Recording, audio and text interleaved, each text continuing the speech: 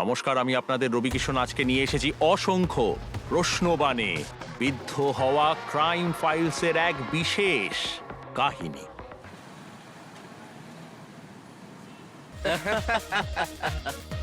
ও ছিল ওখানে। এই কি বলছে ও? এদিকে এদিকে এদিকে বল একবার কি হয়েছিল সেদিনকে। কি শুনছি আজকাল তোর নামে? কি রে, তোর বয়স হয়েছে কিন্তু। আমি কিন্তু বলিনি। বিবেক, একটা কথা বলো তো। নতুন বউ বাড়িতে এসেছে আর বাড়িতে কোনো উচ্ছ্বাসও নেই, চারিদিকটা কিরকম ফাঁকা ফাঁকা লাগছে। হ্যাঁ স্যার আপনি তো জানেন আজকে সকালেই গ্রাম থেকে এসেছি আমরা, আর কতটাই বা সময় পেলাম আমরা। যা টাইম পেয়েছি তাতে এটুকুই হয়েছে। I thoughts is enough. Bibek, তুমি আমাকে বলতে পারতে, আমার কত চেনা জানা। আরে কাউকে বলেই বাড়িটা সুন্দর করে সাজিয়ে দিতাম।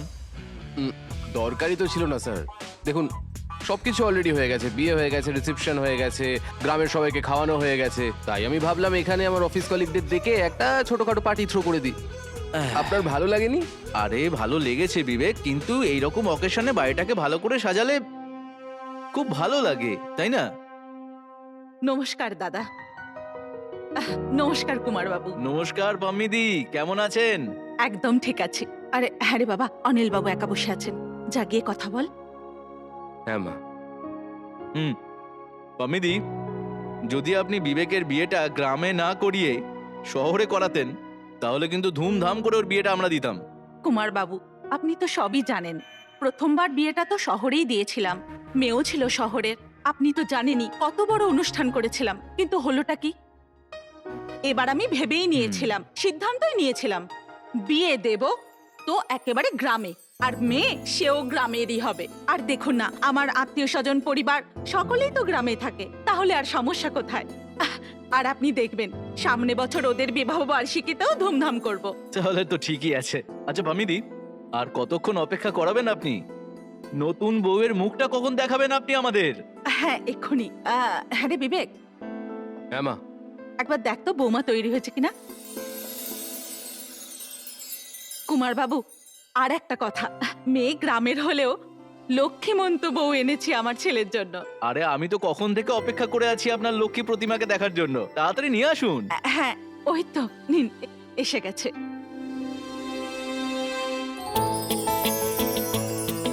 এসো বৌমা।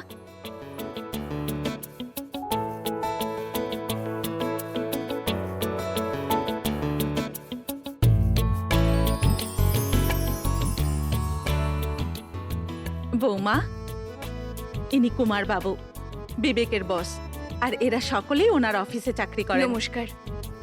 নমস্কার পাম্মিদি, আপনি কিন্তু একদম সত্যি কথা বলেছেন। আপনার বৌমা খুবই সুন্দরী, একদম লক্ষ্মী প্রতিমা।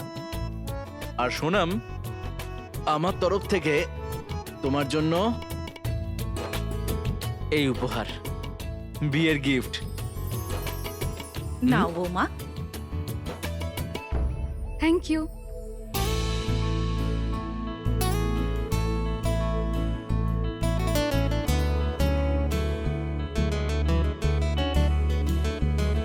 বৌমা তুমি ভেতরে যাও মা। ঠিক আছে।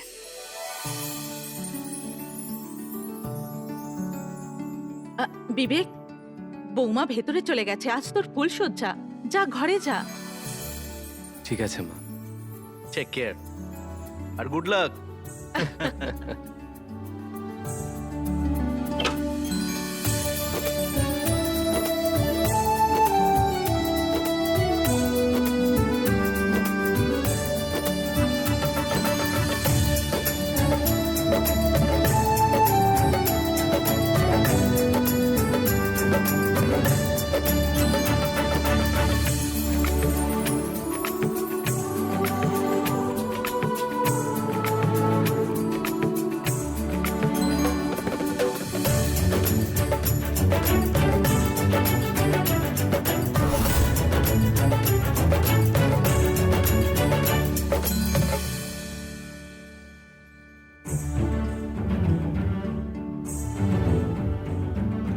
এটা আমার তরফ থেকে তোমার জন্য ফুলসজ্জার উপহার। Thank you.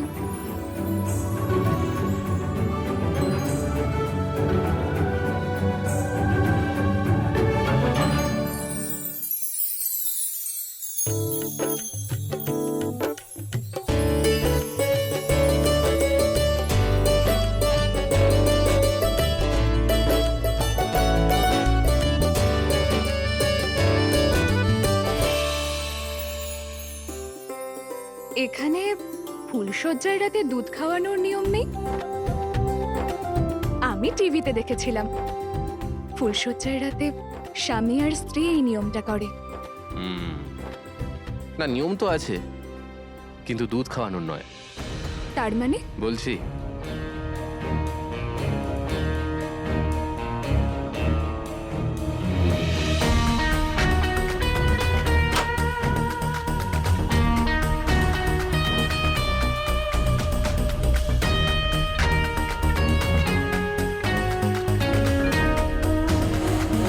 হে ভগবান, মদ! তুমি আমাকে মদ খেতে বলছো? এত ভয় পাচ্ছ কেন এত? না বাবা না, আমি খাবো না। আরে মদই তো, বিষ তো নয়। আমি তো জানতামও না যে তুমি মদ খাও। আমাদের মতো বড় লোকদের কাছে এইসব জুয়া, মদ এসব খুব নর্মাল জিনিস। আরে খাবে তবে তো বুঝবে না এর মধ্যে কি মজা আছে। আমি খাবো না, আমি কখনো খাইনি। আচ্ছা ঠিক আছে, আমি তোমাকে জোর করবো না, কিন্তু ট্রাই তো করো। দেখো, সব জায়গাতেই তো দুধের নিয়মটা চলে, কিন্তু আমাদের এই পরিবারে বর আর বউ ফুলশয্যার রাতে একটু মদ্যপান করবে, এটা নিয়ম। এবারে নিয়মটা তো পালন করতে হবে, তাই না? আমি না খাবো না। তুমি একটা কথা জানো, যে কাপল ফুলশয্যার রাতে মদ্যপান করে সেই কাপল সারা জীবন খুব সুখী থাকে। খাও। না থাক না। আরে নিয়ম বাবা, একটুখানি একটুখানি খেয়ে নাও, খেয়ে নাও, খাও।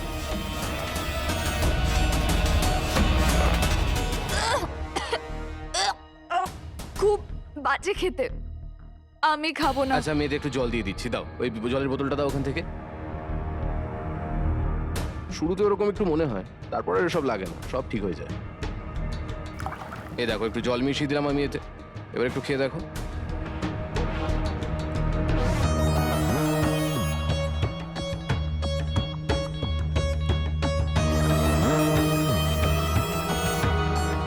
কেমন লাগলো?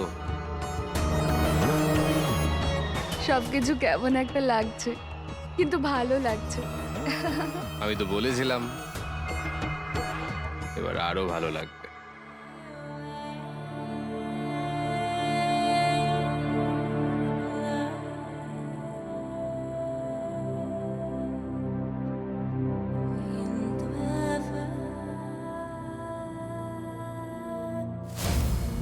আচ্ছা কাকিমা নমস্কার, আমি আসছি। হ্যাঁ নমস্কার, আবার আসবেন।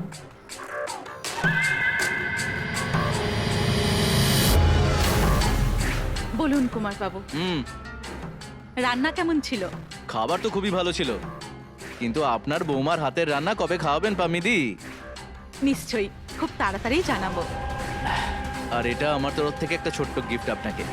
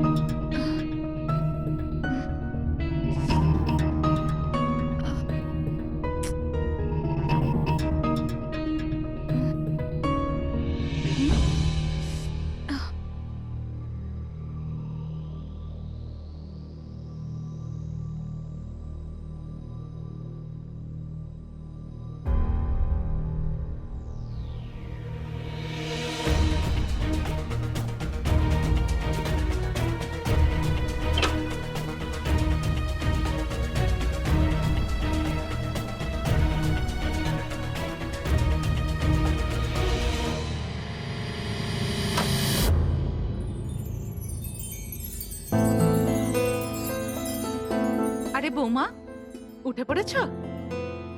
হ্যাঁ মা।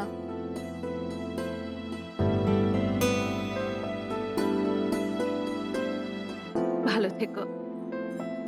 তুমি এত সকালে রান্নাঘরে কি করছো? মা, আমার মাথা খুব যন্ত্রণা করছিল, তাই আমি ভাবলাম একটু চা বানাই। বৌমা, এসব তোমাকে করতে হবে না, কাজের লোক রয়েছে তো, ও করে দেবে। তুমি যাও, গিয়ে আরাম করো, চা পাঠাচ্ছি। ঠিক আছে মা। এসে গেছিস তুই? তোকে বলেছিলাম না একটু তাড়াতাড়ি আসবি, কিন্তু তুই তো কোনো কথাই শুনবি না। আসলে মাসিমা, আজকে জল খুব দেরি করে এসছে, তাই দেরি হয়ে গেল। তুই আর তোর অজুহাত কোনো দিন শোধরাবি না। যা তাড়াতাড়ি চা কর আর বৌমাকে গরম গরম চা দে। ঠিক আছে। যাও বৌমা। আচ্ছা মা।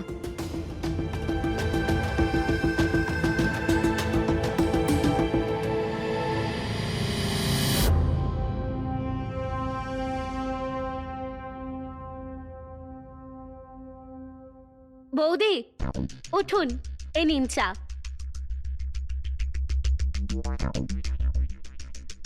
আপনি এখানে বসুন, ততক্ষণ বিছানাটা গুছিয়ে দিই। ঠিক আছে।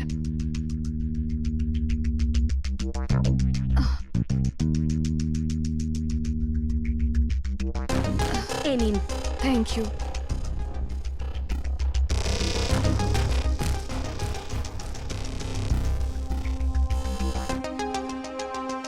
আচ্ছা শালু, হ্যাঁ বাড়িতে কোনো ওষুধ আছে? আমার মাথায় খুব লাগছে। হ্যাঁ, দিচ্ছে এক্ষুনি।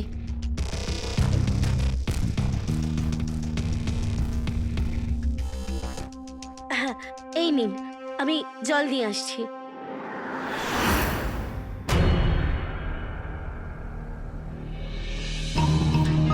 এ নিন, দিন, আমি ধরছি। এটা আপনি নিন।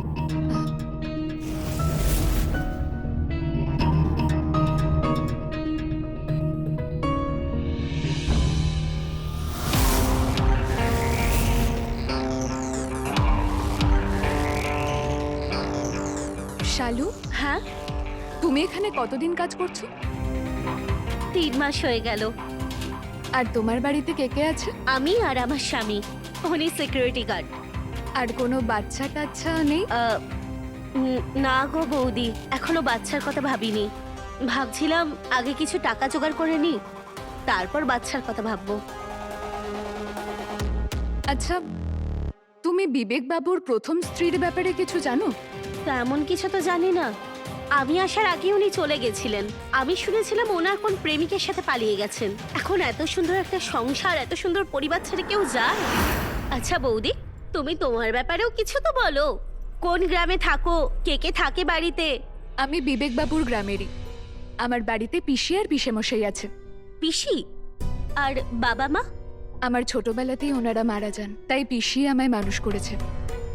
তুই চা দিতে এসে এত গল্প কিসের? মাসিমা, আমি তো ঘর পরিষ্কার করছিলাম। ঘর পরিষ্কার করছিলি নাকি গল্প? কতবার বলেছি কাজে মন দিতে। যা রান্নাঘরে গিয়ে জল খাবার বানা। হ্যাঁ, এক্ষুনি যাচ্ছি। বৌমা, হাত মুখ ধুয়ে তৈরি হয়ে নাও। পাড়ার কিছু মহিলারা আসছেন দেখা করতে। ঠিক আছে মা।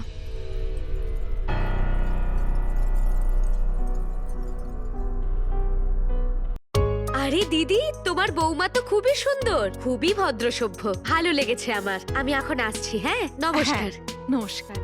জানো বৌদি, এই সবিতা আন্টি না এরকমই, একবার যদি বকতে আরম্ভ করে না, থামবেই না। উফ বাবা, এই শরীরটা এত বকবক করে না, মাথা ধরে গেল আমার। শালু, ভেতর থেকে বামটা নিয়ে আয়। হ্যাঁ। মাথা খারাপ হয়ে গেল।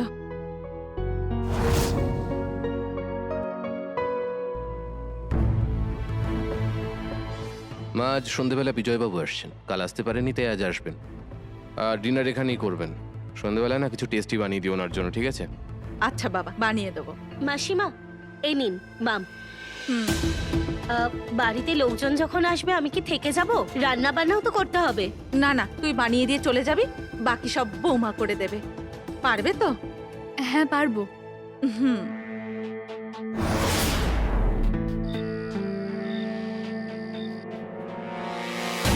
রান্না কেমন হয়েছে? রান্নাটা খুবই ভালো হয়েছে। বৌমা নিজের হাতে বানিয়েছে।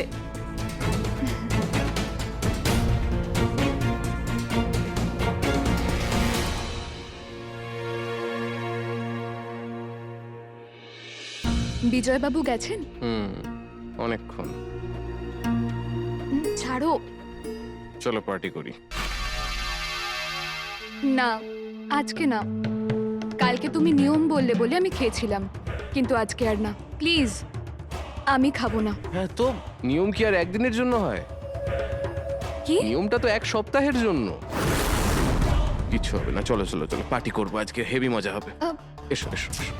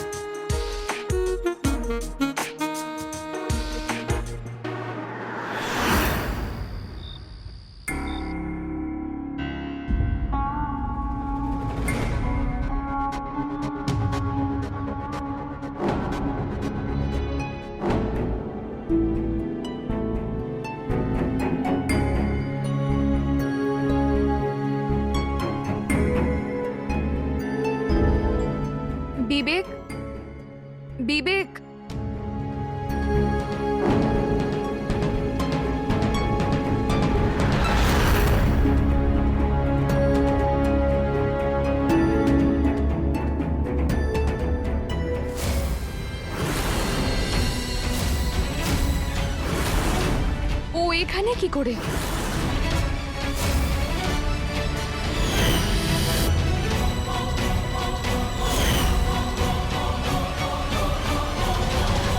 বিবেক, বিবেক, তুমি তুমি এখানে, তাহলে আমার ঘরে কে?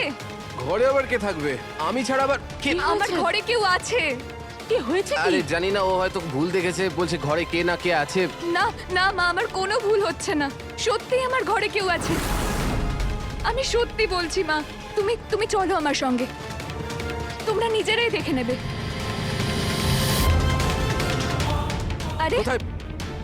কেউই তো নেই এখানে। আরে এখানেই তো শুয়েছিল, এই কম্বল গায়ে দিয়েছিল, আমি তো ভাবলাম তুমি। না বৌমা, তুমি ভুল দেখেছো। না মা, আমি ভুল দেখিনি, আমি সত্যি বলছি। বুঝতে পারছি বৌমা, তুমি যে ড্রিঙ্ক করেছিলে সেই জন্যই হয়েছে। তুমি জানো আমি ড্রিঙ্ক করি? হ্যাঁ জানি আমি, এটা তো আমাদের পরিবারের নিয়ম, আমি তো সবটাই জানি। কোনো ব্যাপার নয় বৌমা, অভ্যেস হয়ে যাবে। তুমি চিন্তা করো না। বিবেক, যা ওর জন্য জল নিয়ে আয়। হ্যাঁ মা। তুমি বিশ্রাম করো। হ্যাঁ বসো।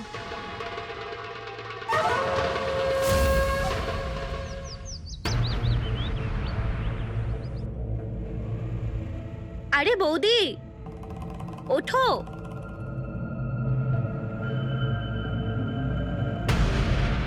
গুড মর্নিং বৌদি, তোমার চা। এই নাও।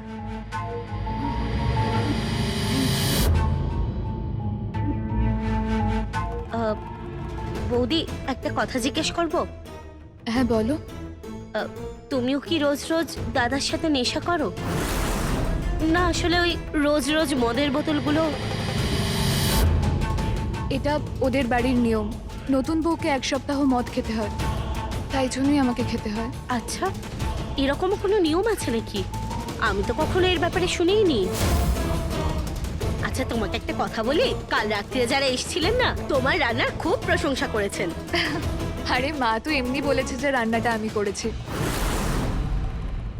তুমি কি করে জানলে? আরে সকালেই তো গেল, আর তোমার খুব প্রশংসা করছিল, আর বলছিল যে খুব তাড়াতাড়ি আবার আসবে তোমার হাতের রান্না খেতে। কি সকালে গেছে? হ্যাঁ, কেন, কি হয়েছে? বিজয়বাবু গেছেন? অনেকক্ষণ। আরে শালু, ওপরের ঘরেই থাকবি নাকি নিচে আসবি? আমি যাই।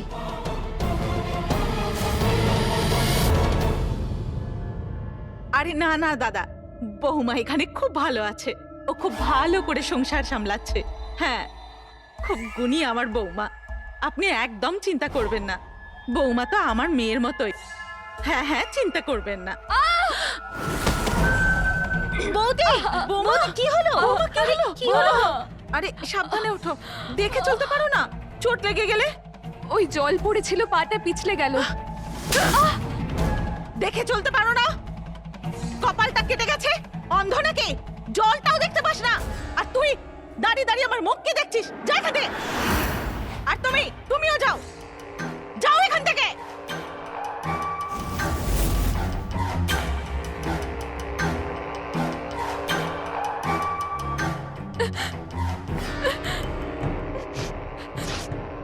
এই সামান্য কারণের জন্য আমাকে মারলো, আর সেটাও কাজের লোকের সামনে। এমনি সময় তো খুব ভালোবাসা দেখায়।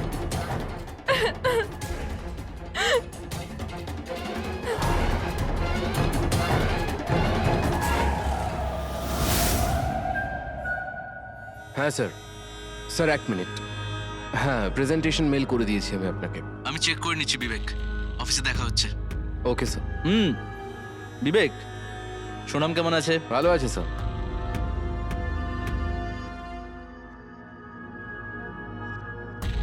আপনি নিজেই কথা বলে নিন। সোনাম, হ্যাঁ স্যার কথা বলতে চাইছেন, এসো। নমস্কার। নমস্কার সোনাম, কেমন আছো? আমি ভালো আছি, আর আপনি? খুব ভালো আছি। আচ্ছা, বিজয়বাবু কিন্তু তোমার খুব প্রশংসা করছিলেন, বলছিলেন যে তুমি নাকি রান্না খুব ভালো করো। তো আমারও কোনোদিন খাবার সৌভাগ্য হোক তোমার হাতে রান্না খাওয়ার, তাহলে দেখা হচ্ছে তোমাদের বাড়িতে। হ্যাঁ নিশ্চয়ই। আচ্ছা বিবেক,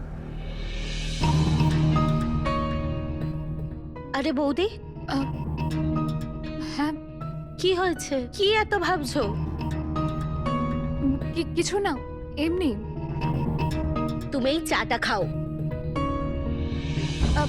আচ্ছা শালু, একটা কথা বলো, তোমার বিবেককে কেমন লাগে? মানে? মানে উনি কেমন মানুষ? তুমি তো এখানে 3 মাস ধরে কাজ করছো, কিছু তো তুমি বুঝতেই পারো। আরে দাদা তো আমাদের খুব ভালো, আজ পর্যন্ত আমার ওপর কোনোদিন চেঁচায়নি, কিন্তু আজ হঠাৎ এই কথা জিজ্ঞেস করছো কেন? শালু, আমি কিচ্ছু বুঝতে পারছি না, মনে হচ্ছে মদ খেয়ে খেয়ে আমার মাথাটাই খারাপ হয়ে গেছে, কি হচ্ছে কি না। আচ্ছা তুমি যাও, না হলে আবার মা চিৎকার করবে। হুম।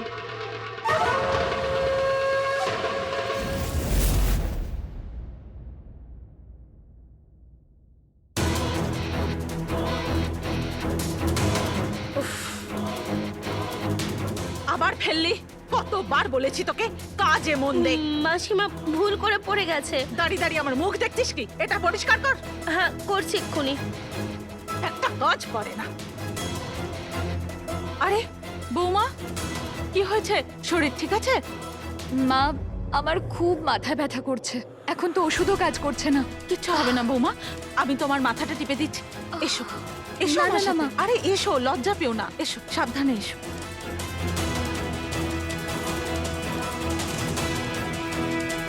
এসো এসো। কিচ্ছু হবে না, এক্ষুনি ভালো হয়ে যাবে। হুম?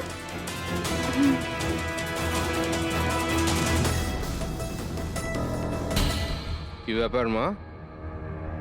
ছেলেকেও তো মাঝে মাঝে একটু ম্যাসাজ করে দিতে পারো। যখন তোর মাথা ব্যথা করবে তোরও মাথা টিপে দেবো। আচ্ছা শোন না, বাজার থেকে কিছু জিনিস আনতে হবে। কি জিনিস? ওই কুমারবাবু ফোন করেছিলেন, সন্ধ্যাবেলা আসবেন, বলছিলেন উনি বৌমার হাতে রান্না খাবেন। কি হলো, কি চিন্তা করছিস? না কিছু না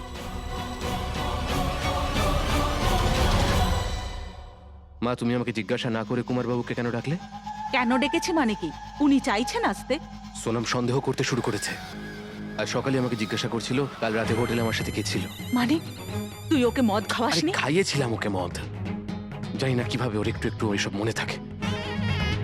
আমার ভয় করছে ও পুরোটা জানতে না পেরে যায়। তাই বলছিলাম যে কুমারবাবুকে কয়েকদিন পরে ডেকে নিলে কি এমন প্রবলেম হয়ে যেত?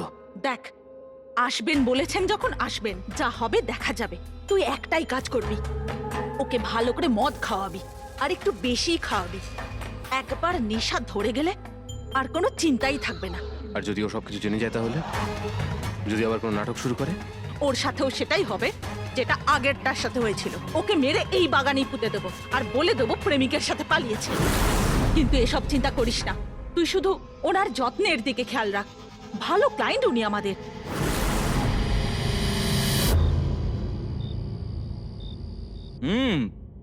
দারুণ হয়েছে মামিদি, এটা কিন্তু মানতে হবে, সোনাম খুব সুন্দর রান্না করে। বিজয়বাবু বলছিলেন যে একবার সোনামের হাতের রান্না খেয়ে নিয়েছেন, সে সারা জীবন আঙুল চাটতে থাকবে। আমার বৌমার হাতে রান্নাই এমন। বৌমা একটু দাও। আরে থাক থাক, আর দিও না।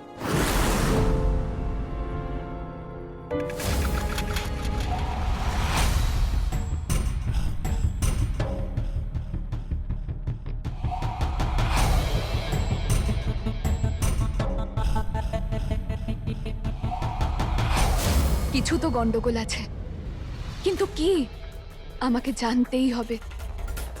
কিন্তু কিভাবে জানবো আমি? কিচ্ছু বুঝতে পারছি না।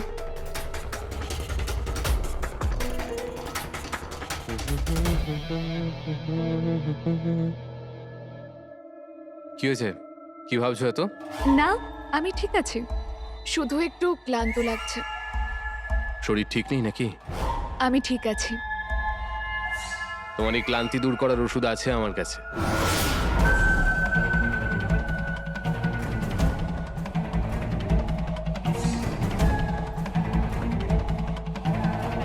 বিবেক, আজকে খাবো না আমি, বাড়িতে অতিথি এসেছেন, যদি উনি দেখেন যে আমি ড্রিঙ্ক করছি তাহলে কি ভাববেন আমার ব্যাপারে? আরে কেউ কিছু জানতে পারবে না।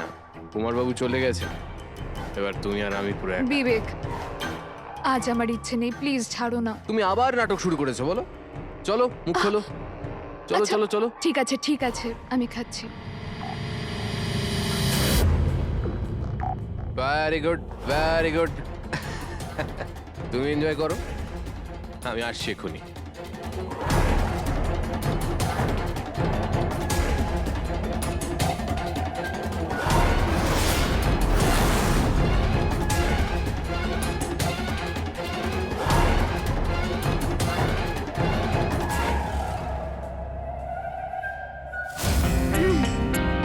কি ব্যাপার, পুরোটা শেষ করে দিলে?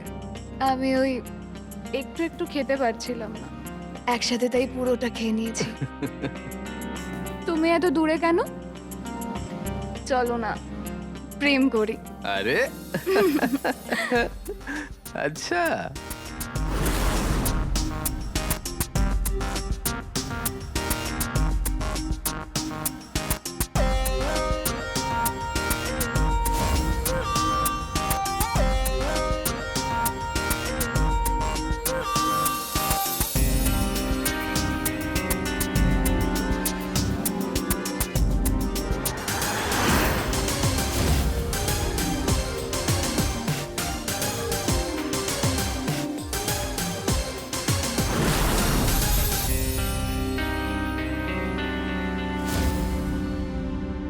সোনাম সোনাম।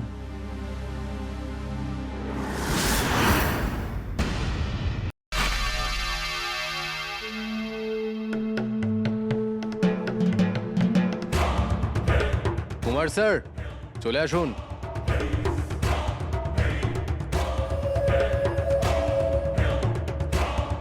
ঘুমিয়ে পড়েছে? পুরো মদের বোতলটা একাই শেষ করে ফেলেছে, এখন আর উঠবে না। যান মজা করুন।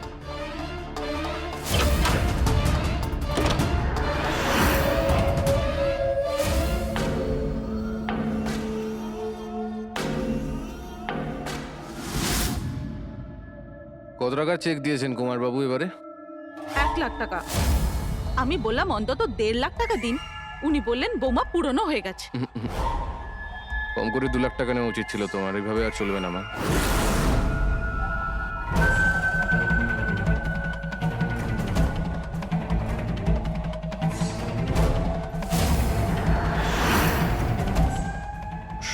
সোনাম, তুমি তুমি কি করে জেগে গেলে? আরে ছাড়ো এখান থেকে! তোর সাহস কি করে হলো আমাকে ছোঁয়ার? সোনাম, তুমি আমার কথা শোনো, তুমি যেরকম ভাবছো সেটা কিন্তু নয়। আরে আরে বিবেক, সোনাম জেগে আছে কি করে? কি? হ্যাঁ দেখ। তাহলে এটা হলো তোমাদের সত্যিটা, আমাকে মদ খাইয়ে অন্য পুরুষের সাথে আমাকে শোও। কতটা নীচ তোমরা! মিদি, আমি তো যাচ্ছি, পরে আমি আপনাকে দেখে নেবো। কুমার বাবু, এটা কি করলি তুই?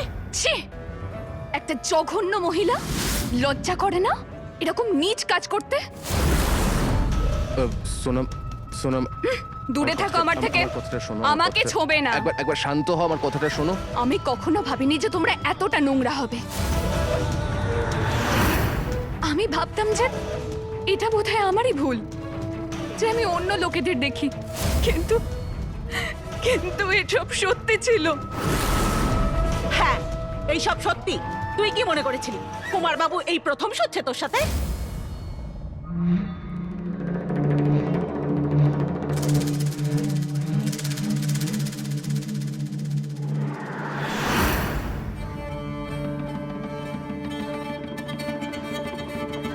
যান।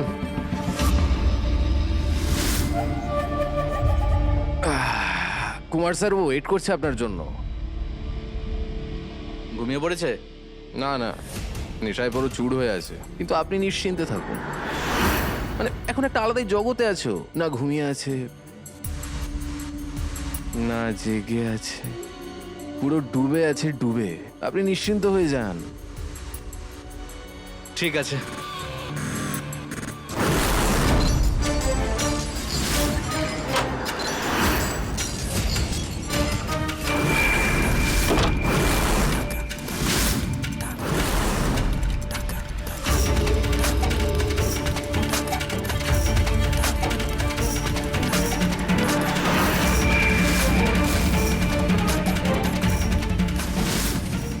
যে সেদিন বলছিলিস না তোর ঘরে কেউ ছিল, ওটা বিজয় বাবু ছিলেন।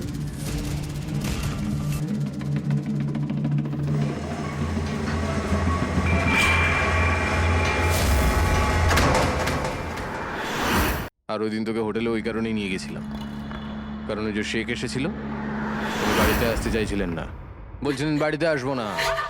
হোটেল বুক করেছিলাম ওনার জন্য, মনে আছে সেই যে হোটেলে গিয়েছিলাম সেদিনকে? মাশাআল্লাহ, খুবই সুন্দর। আরে শেখ সাহেব, আপনি এনজয় করুন, আমি কুমারবাবুর রুমে ওয়েট করছি। মাশাআল্লাহ, আমার অপেক্ষা শেষ, তোমার অপেক্ষা শুরু।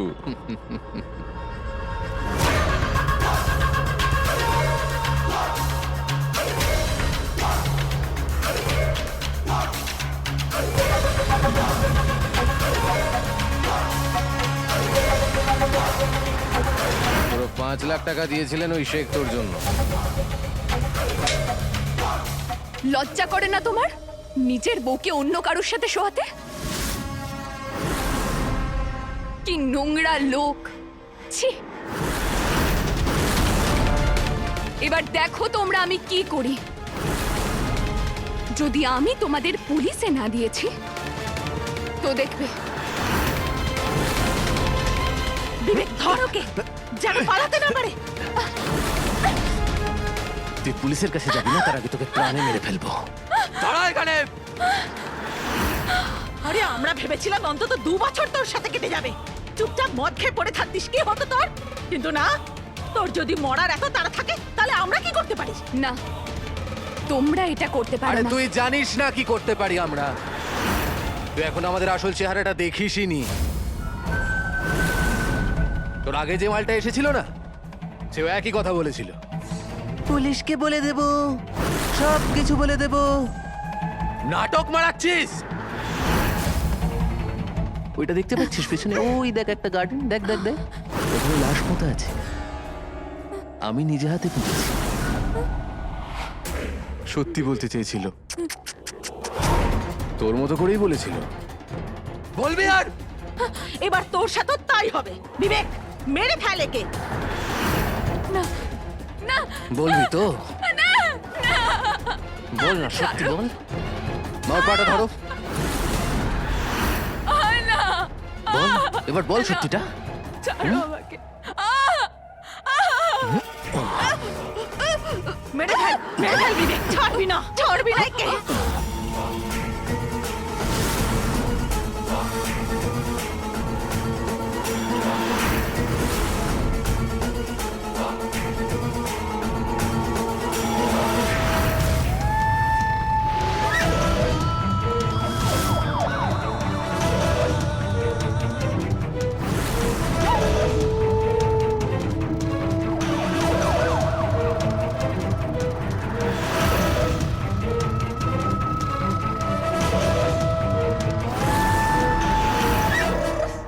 গলা টিপে ধর।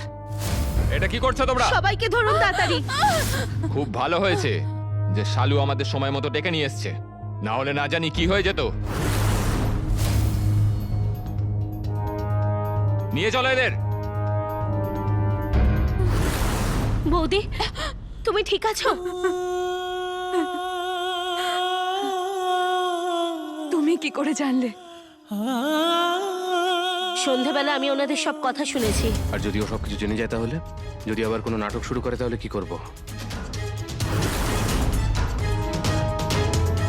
ওর সাথেও সেটাই হবে যেটা আগেরটার সাথে হয়েছিল। ওকে মেরে এই বাগানেই পুঁতে দেবো আর বলে দেবো প্রেমিকের সাথে পালিয়েছে। তুই শুধু ওনার যত্নের দিকে খেয়াল রাখ, ভালো ক্লায়েন্ট উনি আমাদের। তোমায় সবকিছু বলতে চেয়েছিলাম, কিন্তু ওনারা একা ছাড়ছিলেনই না।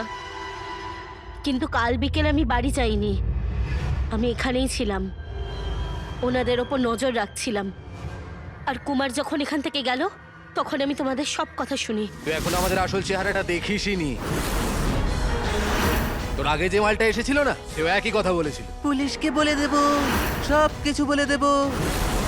নাটক মারাচ্ছিস? এবার তোর সাথে তাই হবে। বিবেক মেরে ফেল একে। বলবি তো? ছাড়ো না। বল না, সত্যি বল।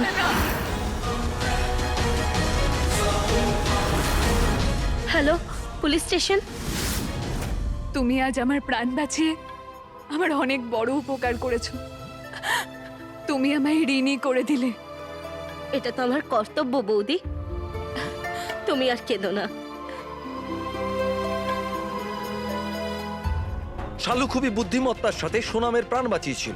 পুলিশ পাম্মি, বিবেক, কুমার এবং বাকি লোকেদের অ্যারেস্ট করেছিল এবং আজকে তারা জেলে আছে। এই ঘটনা ঘটতোই না যদি সোনাম বিবেকের কথাই মদ্যপান না করত। মানুষকে এই কাজ করা উচিতই নয় যেটা অনৈতিক এবং তার সম্মান এবং নীতির বিরুদ্ধে। সেই সব লোকের থেকে দূরে থাকুন যারা এই কাজ করতে বাধ্য করে। তো থাকুন সাবধান, থাকুন সতর্ক। জয় হিন্দ, ভারত মাতার জয়।